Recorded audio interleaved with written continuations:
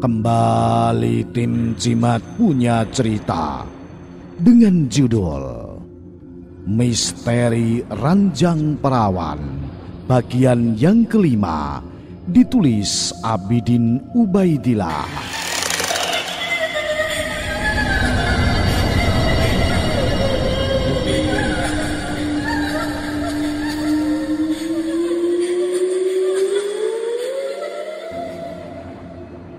Timin segera membereskan apa yang sudah diberikan Sarjito padanya. Dengan cepat pula ia membungkus beberapa helai pakaian dan segala sesuatu yang sekiranya penting. Tak lupa ia memberitahukan Sawitri agar melakukan hal sama. Meski gadis remaja ini sedikit bingung, tapi ia menuruti perintah ayahnya. Setelah semuanya selesai, Timin dan Sawitri mendekat lagi pada Sarjito.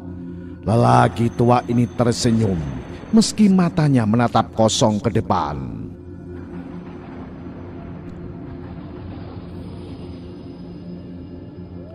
Nimas Roro Kusmurtiah, tidak lama lagi kita akan bertemu. Aku sudah lelah hidup sendiri di dunia fana ini.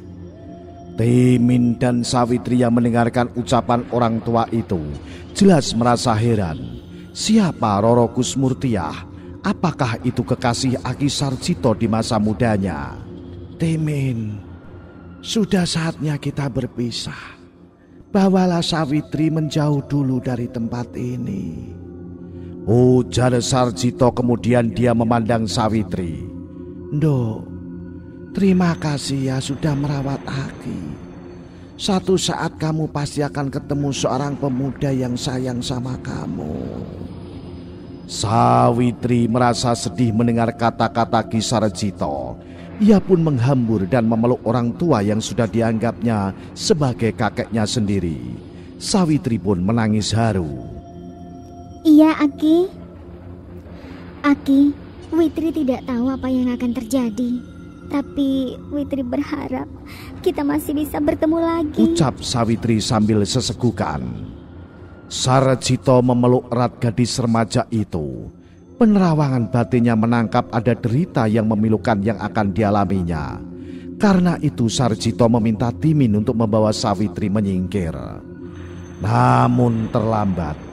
Baru saja Sarjito hendak menyuruh Timin pergi, di halaman rumah terdengar derum kendaraan. Derap sepatu dan suara hiruk pikuk terdengar dari luar. Timin yang mengira-ngira siapa yang datang nampak mulai cemas. Hanya saja Sarjito memberikan isyarat agar dia tetap tenang. Pintu rumah yang memang terbuka segera dimasuki oleh beberapa orang tentara Jepang dengan bersenjata lengkap. Tindakan mereka seperti layaknya pengepungan bukan bertamu. Sarjito berbisik pelan pada Timin. Perintahkan Sawitri masuk ke kamarnya dan kunci rapat-rapat. Jangan biarkan siapapun masuk kecuali kau. Namun jika ada kesempatan, larilah ke hutan. Timin mengangguk. Ia pun mendekati Sawitri dan perlahan menarik anak gadisnya itu ke dalam kamarnya. Semua pesan Aki Sarjito sudah disampaikannya. Kemudian masuklah dua orang dengan seragam perwira militer Jepang. Mereka adalah Ichiro Hasegawa dan Hikaru Watanabe. Kedua orang ini mendekat pada Sarjito yang masih duduk tenang di balai-balai bambu. Anda Tuan Ichiro, apa Tuan ingin mengambil pesanan Tuan? Ujar Sarjito menyapa kedua perwira Jepang itu. Ichiro tersenyum aneh. Senyum itu seperti seringai jahat. Ia melangkah dengan pongah lebih dekat lagi pada Sarjito. Sarjito-san, saya kemari bukan untuk mengambil pesanan nih, tapi saya kemari untuk maksud lain. Apa maksud lain itu Tuan? Ichiro tertawa keras hanya sesaat. Kemudian wajahnya nampak beringas. Sarjito-san, serahkan pada saya pahat iblis. Itu milik negara kami. Wajah Sarjito sama sekali tidak berubah. Sikapnya masih tenang-tenang saja, seperti tidak ada masalah. yang berarti baginya. Apa ini yang Tuan maksudkan? Saud Sarjito sambil memperlihatkan sebuah pahat kayu biasa. Ichiro Hasegawa yang belum pernah tahu bagaimana bentuk pahat iblis kemudian menoleh pada Hikaru. Perwira yang satu ini kemudian mendekat dan memperhatikan benda di tangan Sarjito. Lalu kemudian ia menggelengkan kepalanya. Pendusta! Tiba-tiba Ichiro mencabut katana yang terselip di pinggangnya. Katana yang tajam dan berkilat itu langsung ia arahkan pada leher Sarjito. Timin terkejut melihat hal ini.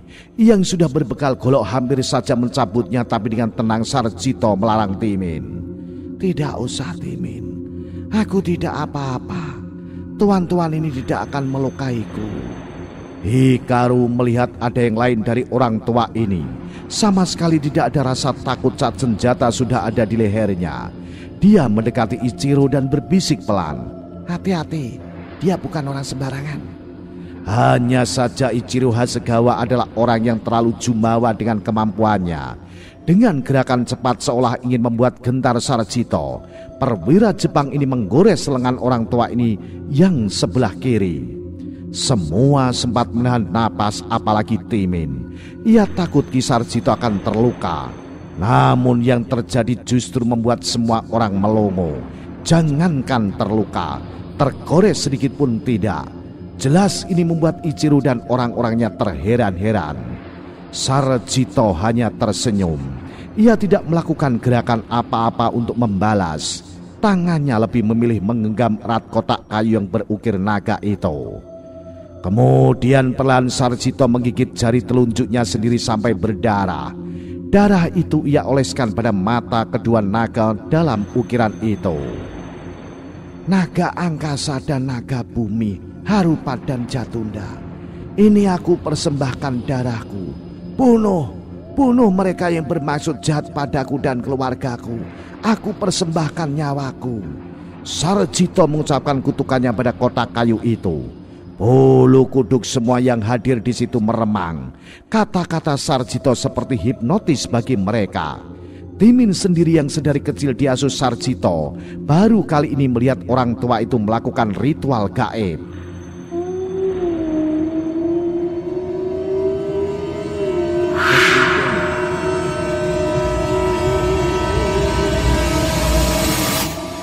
Ichiro Hasegawa adalah seorang perwira yang sudah banyak mengalami peperangan. Meskipun begitu ia juga seperti terbius sesaat dengan ucapan Sarjito. Tapi karena emosi lebih menguasai jiwanya, dengan cepat ia merampas kotak kayu di tangan Sarjito. Kemudian katana dalam genggaman dihujamkannya ke perut Sarjito. Lagi-lagi semua orang terperangah. Mereka pasti sudah menebak bahwa Sarjito akan tersungkur dengan perut berlubang dan berlumur darah. Tapi yang terjadi malah sebaliknya. Katana di tangan Ichiro itu patah jadi dua. Si pemiliknya pun kaget bukan kepalang. Matanya melotot melihat keanehan ini. Hikaru Watanabe mundur selangkah ke belakang. Tembak! Perintah Ichiro yang melihat usahanya tadi gagal.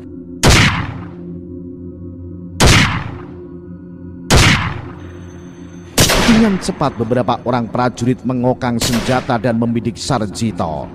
Timin yang melihat hal ini seolah pasrah. Dia tak mampu untuk menolong. Terdengar letusan beberapa kali. Asap mesiu memenuhi ruangan. Namun Sarjito masih duduk dalam keadaan segar bugar. Tidak ada satu peluru pun yang sanggup melukainya. Orang-orang Jepang itu makin keheranan. Mereka tidak tahu siapa yang sekarang ini mereka hadapi. Mereka pun mulai putus asa dan kebingungan bagaimana caranya membunuh orang tua ini. Saat itulah ada seberkas cahaya hitam melesat dan langsung berdiri di depan Sarjito. Sarjito, saatmu telah tiba.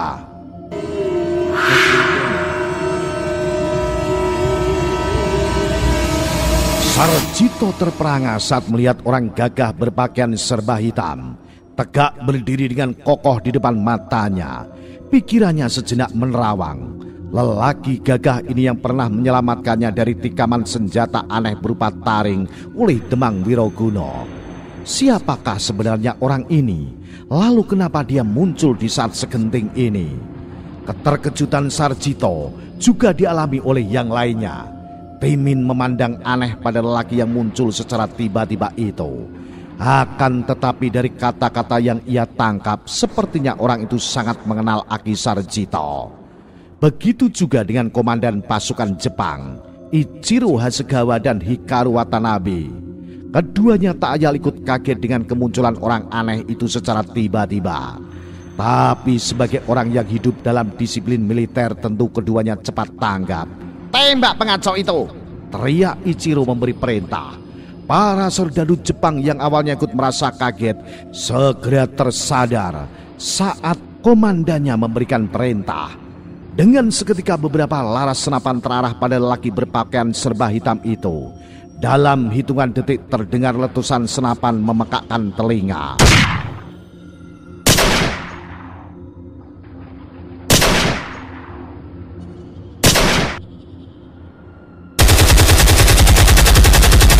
Rempetan tembakan terarah pada lelaki berbaju hitam itu. Namun lelaki itu nampak tenang saja. Hal yang aneh dan membuat semua orang terbelalak pun terjadi. Jangankan terluka dengan tubuh bersimbah darah akibat terjangan peluru, justru peluru-peluru dari senapan para serdadu Jepang terlihat mengambang seolah ada kekuatan yang maha dahsyat yang sedang menghentikannya. Ichiro Hasegawa tak ayal melangkah surut ke belakang. Apa yang disaksikannya saat ini adalah hal yang teraneh dalam hidupnya. Dengan tangan gemetar dia menarik mundur Hikaru Watanabe. "Apakah orang itu hantu?" Terdengar suaranya gemetar. Hikaru yang jelas merasa aneh tidak menjawab. Ia ikut terdiam tanpa komentar apa-apa. Bahkan ia tidak bisa berbuat banyak saat para serdadu yang mengawal mereka ikut juga surut beberapa langkah ke belakang. Sarjito dan Timin Tayal ikut terkagum menyaksikan kehebatan lelaki berbaju hitam itu. Namun berbeda dengan yang lainnya, Sarjito justru mendekat dan menghampiri lelaki itu. "Siapakah tuan ini sebenarnya?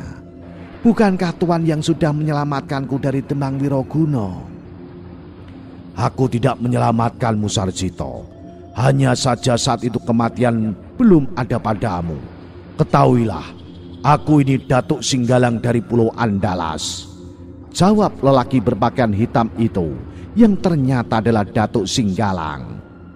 "Dari Pulau Andalas? Jauh benar. Kenapa tuan sampai ke sini?" tanya Sarjito keheranan. "Sebenarnya aku tidak ada silang sengketa denganmu, Sarjito. Hanya saja kelak kutukmu terhadap ranjang kayu itu akan melibatkan anak keturunanmu."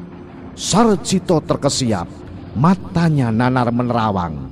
Kutuk yang salah makan korbannya. Seharusnya Demang Wiroguna lah yang harusnya mati, tapi ternyata justru Roro Kusmurtiah yang menjadi tumbalnya. Semua ini karena akal licik Ki Supa. Orang tua itu telah memperdayanya. Mau tidak mau, suka ataupun tidak suka, kita harus menengok lagi kejadian puluhan tahun silam, saat peristiwa naas yang menimpa Roro Kusmurtiah, putri dari Adipati Aryo Turonggo.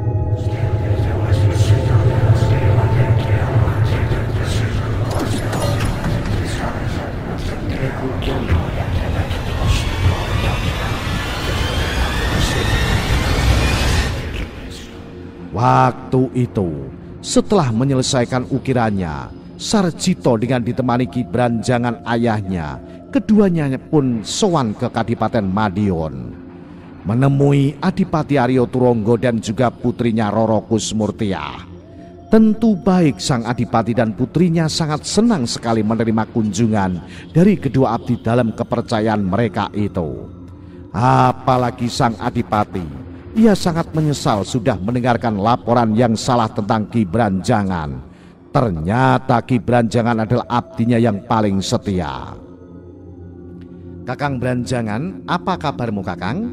sambut sang Adipati sambil memeluk erat Ki Branjangan.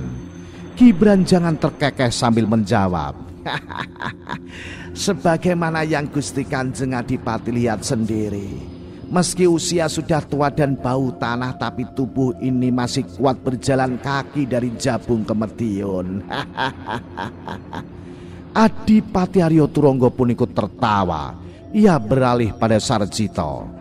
Kau makin gagah saja, Cito. Sudah waktunya kau menjadi prajurit kadipaten. Sarjito membungkuk memberi hormat. Satu kehormatan bagi saya, Gusti. Tapi izinkan saya untuk tetap menemani ayah sebagai seorang juru ukir. Sarjito ini memiliki bakat ukir yang terpendam, Gusti. Sambung Ki Branjangan. Ia tak ingin kalau Adipati Arya Turangga mengira bahwa Sarjito menolak tawaran sang adipati. Roro Kusmurtiah yang ikut hadir menyapa keduanya. Salam Paman Branjangan. Salam Kang Mas Sarjito. Weleh. Den Ayu sebentar lagi jadi pengantin. Kami sudah mempersiapkan hadiah yang terbaik untuk Den Ayu. Sarjito menyambut salam itu hanya dengan senyuman tipis saja. Ada rasa sakit di dalam hatinya saat itu. Mungkin tidak seorang pun yang bisa merasakan apa yang saat ini dirasakan olehnya. Para prajurit dan abdi dalam membawa masuk ranjang kayu yang masih belum terpasang itu. Sengaja dibawa dalam keadaan terpisah. Baru nanti saat di kamar pengantin ranjang itu akan disatukan dengan pasak-pasak kayu yang sudah dipersiapkan. Karena tugas menyatukan ranjang itu tidaklah begitu sulit, Ki Branjangan membiarkan Sarjito melakukannya sendirian, sedangkan dirinya lebih memilih berbincang-bincang dengan sang adipati. Sarjito menuju ke kamar yang nantinya dipersiapkan untuk kamar pengantin.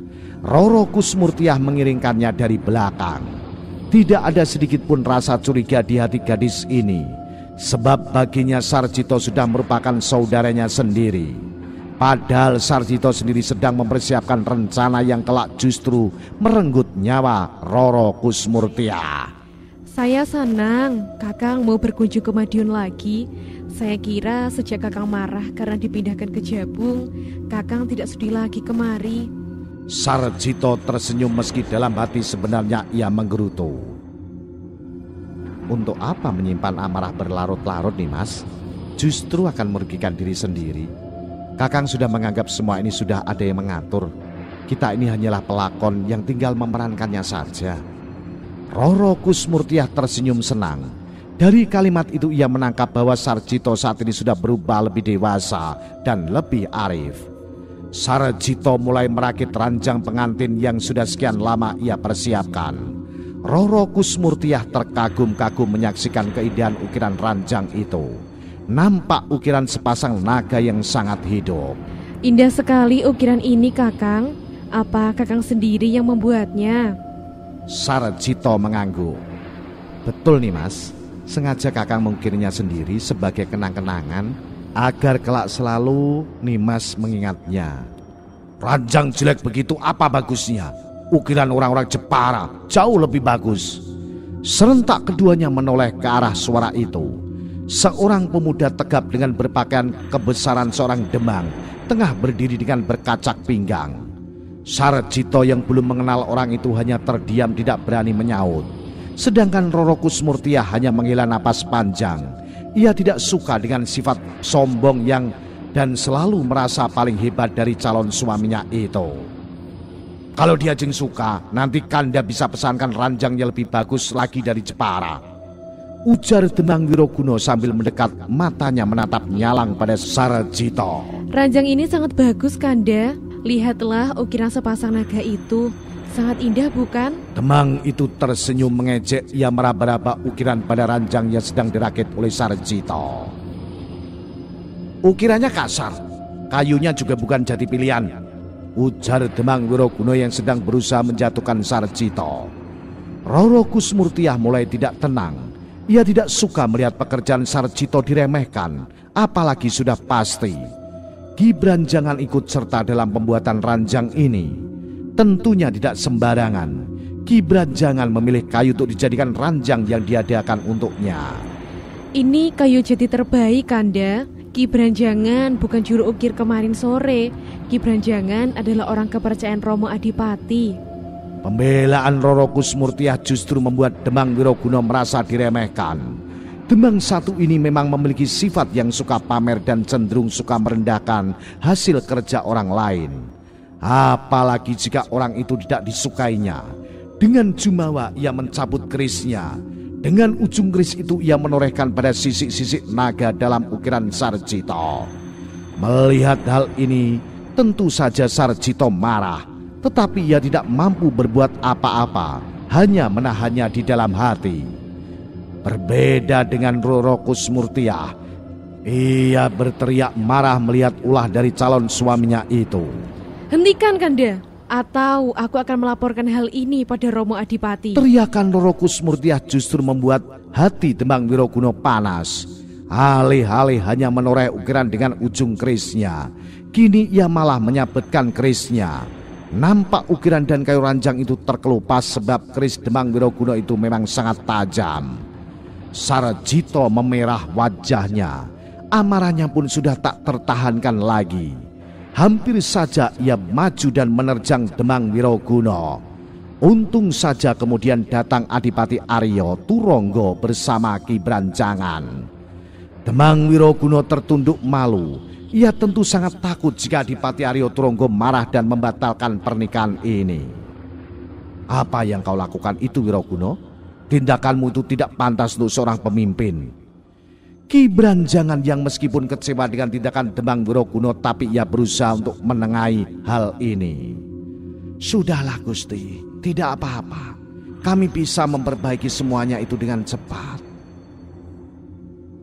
Maafkan aku kejadian yang kurang mengenakan ini, Ki Demang Branjangan, ujar Adipati Aryo Turonggo. Matanya menelirik tajam pada Demang Wiroguna. Lirikan itu meminta agar Demang itu segera meninggalkan tempat ini. Demang Wiroguna memang segera meninggalkan tempat itu, tapi ekor matanya menatap tajam pada Sarjito. Dan tatapan ini dibalas juga oleh Sarjito. Meski ia bukan apa-apa, tapi jika dirinya diremehkan, sifat asli Sarjito pasti muncul. Tunggulah, pada saatnya nanti kutukku akan menimpamu dan kau akan mati dengan mengenaskan, ancam Sarjito meski hanya dalam hati. Nah, bagaimanakah kisah lalu ini? Apa yang akan terjadi selanjutnya? Ikuti terus cerita misteri bersambung. Misteri Ranjang Perawan. Saya Ki Banu Asmoro. Salam Jimatres, salam satu misteri. Au.